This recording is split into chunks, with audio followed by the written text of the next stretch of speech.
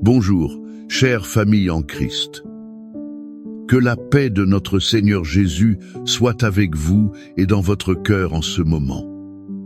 Que la bénédiction de Dieu le Père, de Dieu le Fils et de Dieu le Saint-Esprit soit avec vous et avec toute votre famille. Qu'en écoutant cette prière, un manteau de paix descende sur votre foyer. Il est tissé du plus pur amour céleste, couvrant chacun de vos bien-aimés. Sentez, par la foi, la présence du Saint-Esprit sceller votre maison. Il marque les montants de vos portes du signe de la protection divine.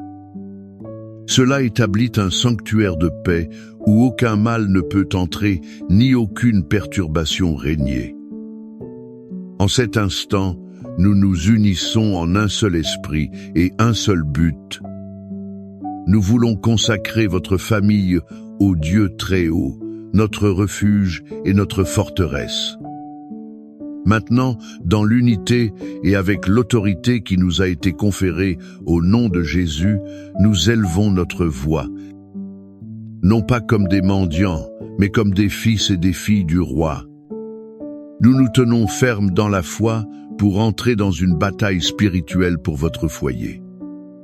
Au nom de Jésus-Christ de Nazareth, nous déclarons que votre famille est le territoire sacré du Seigneur.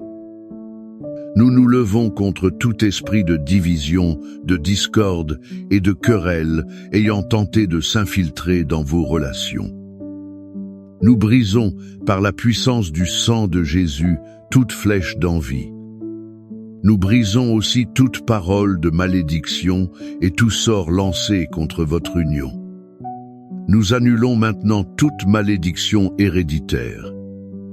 Nous annulons tout schéma d'échec, de dépendance et de maladie transmis de génération en génération. Nous déclarons que le joug est brisé.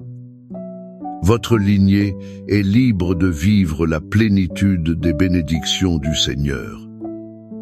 Nous réprimandons et ordonnons que tout esprit de rébellion, de désobéissance et d'éloignement, attaquant vos enfants, se retire maintenant. Nous clamons que vos fils et filles sont l'héritage du Seigneur. Aucune arme forgée contre eux ne prospérera. Nous défaisons tout piège de l'ennemi, préparé pour égarer leur chemin. Nous déclarons un encerclement d'anges autour de votre maison. Ces anges entourent vos enfants, votre conjoint et chaque membre de votre famille, où qu'il soit. Nous proclamons que le sang de Jésus est notre défense, notre bouclier et notre victoire. La joie du Seigneur est notre force. La paix du Christ est l'arbitre dans nos cœurs et dans notre foyer. Amen. Mon cher frère, ma chère sœur, après avoir fermement établi nos pieds sur le roc de notre foi, je veux vous inviter. Je vous invite à reposer votre cœur et à méditer avec moi sur l'une des plus belles et touchantes histoires de toute l'Écriture. C'est une histoire qui révèle le cœur de Dieu lui-même en tant que Père. On la trouve dans l'Évangile de Luc, chapitre 15. C'est la parabole du Fils prodigue, que je préfère appeler la parabole du Père miséricordieux. Imaginez la scène un instant. Il y avait un père, un homme bon et riche, avec 2 fils. Le plus jeune, impatient et désireux d'une liberté qu'il pensait ne pas avoir, s'adresse à son père. Il lui demande sa part de l'héritage. Imaginez la douleur dans le cœur de ce père. La demande du fils était, en substance, le souhait que son père fût déjà mort. C'était un rejet complet de son amour, de son autorité et de son foyer. Malgré cela, le père, dans un acte d'amour douloureux, y conse. Il divise ses biens et donne à son fils ce qui lui revenait de droit. Il le laisse partir. Le fils part pour une terre lointaine. Là, il dilapide tout ce qu'il a reçu dans une vie de plaisirs vides et débridés. Il cherche à combler le vide de son âme par des fêtes, des amis passagers et tout ce que le monde pouvait offrir. Mais l'argent vient à manquer.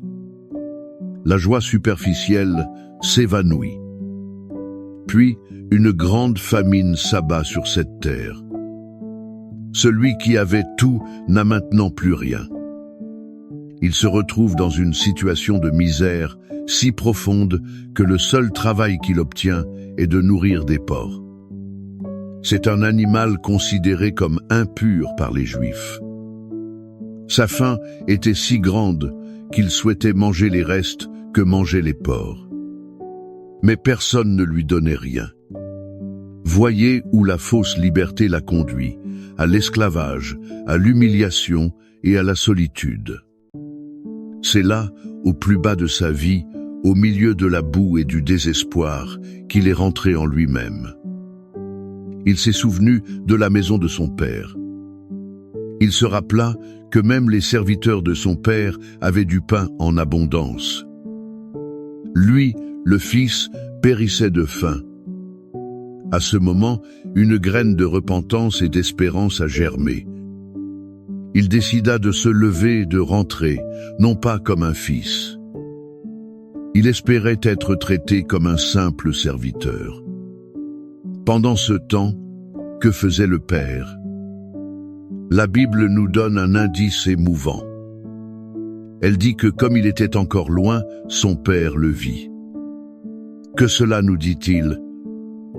Que le père n'a jamais cessé d'attendre. Chaque jour, il montait au point le plus élevé et regardait la route. Son cœur était serré de nostalgie, espérant voir la silhouette de son fils à l'horizon. Il n'était pas en colère.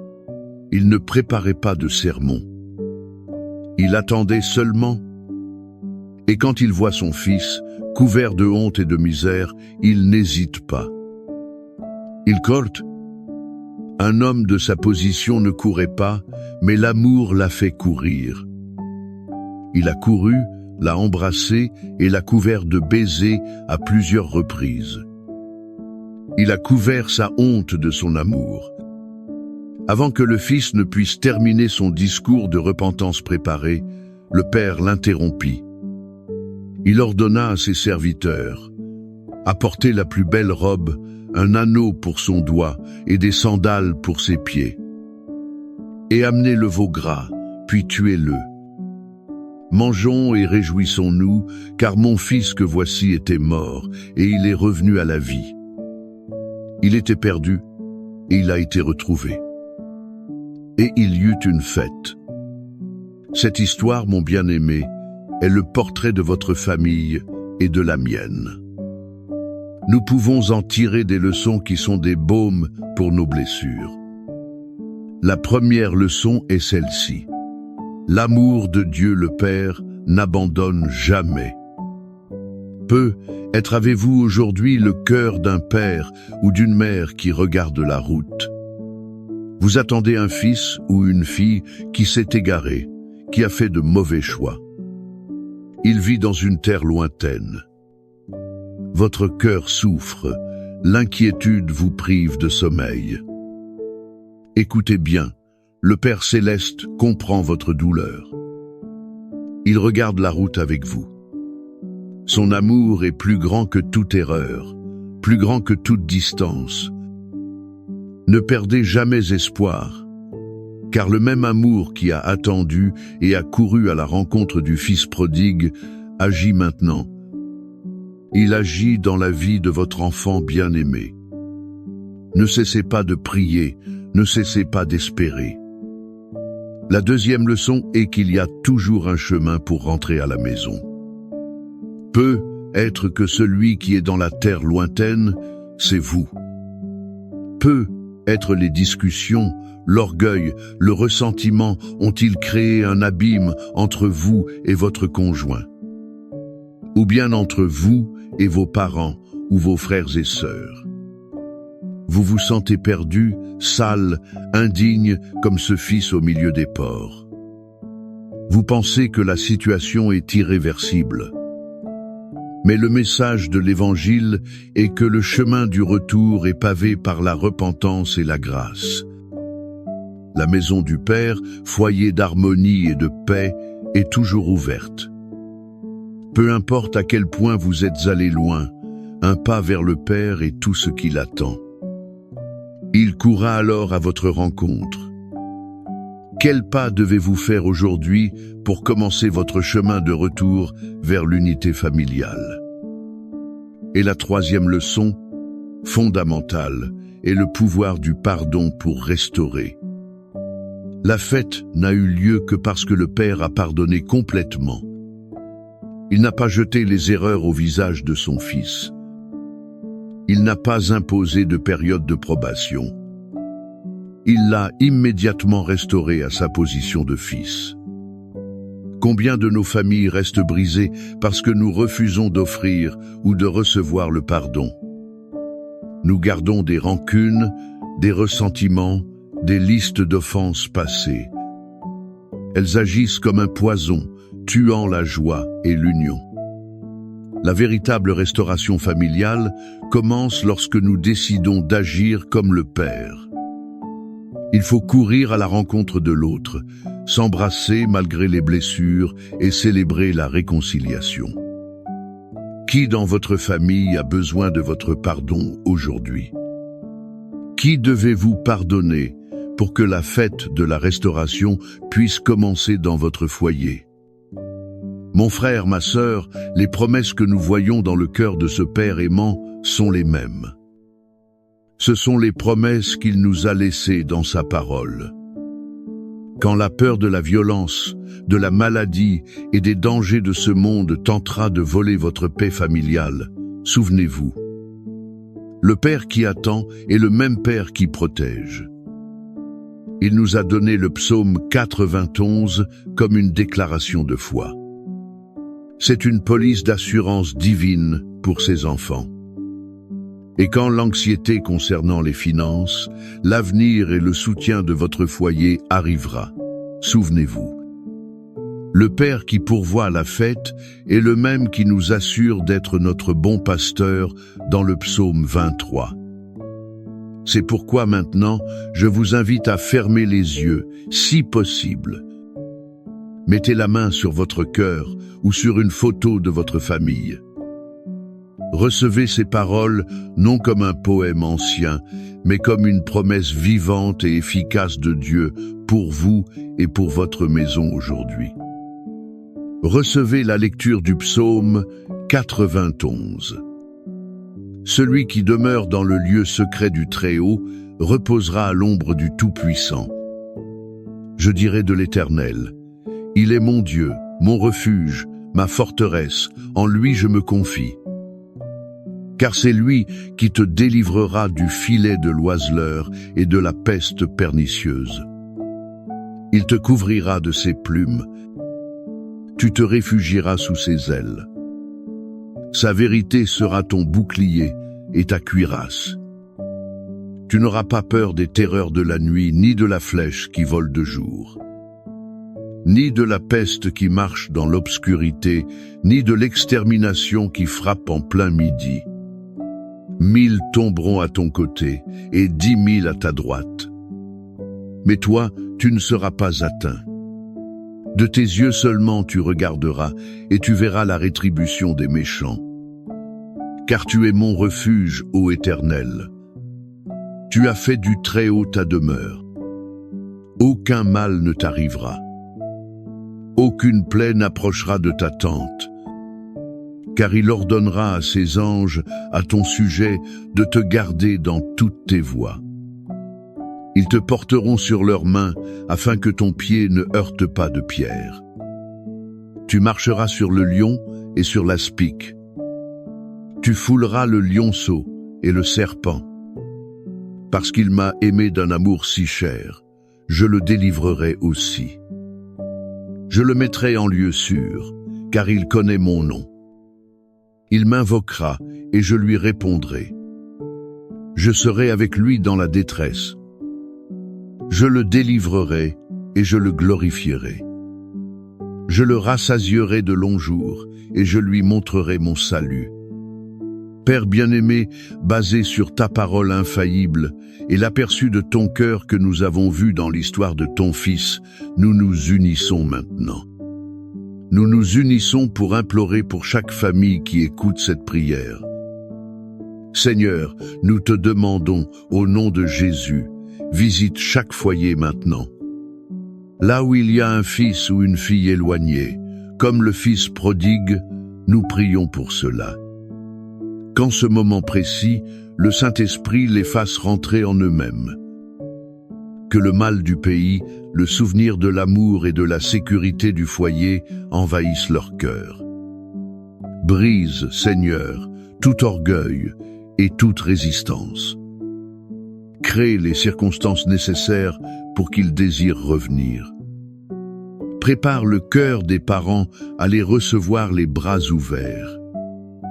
Qu'ils les reçoivent avec l'anneau du pardon et les vêtements de la restauration. Nous implorons le retour des prodigues. Nous prions, Père, pour les mariages en crise. Nous prions pour les couples qui vivent dans la même maison, mais dans des terres lointaines l'un de l'autre. Restaure la communication, l'affection, le respect. Répands ton baume guérisseur sur les blessures de la trahison, des paroles dures, de la négligence.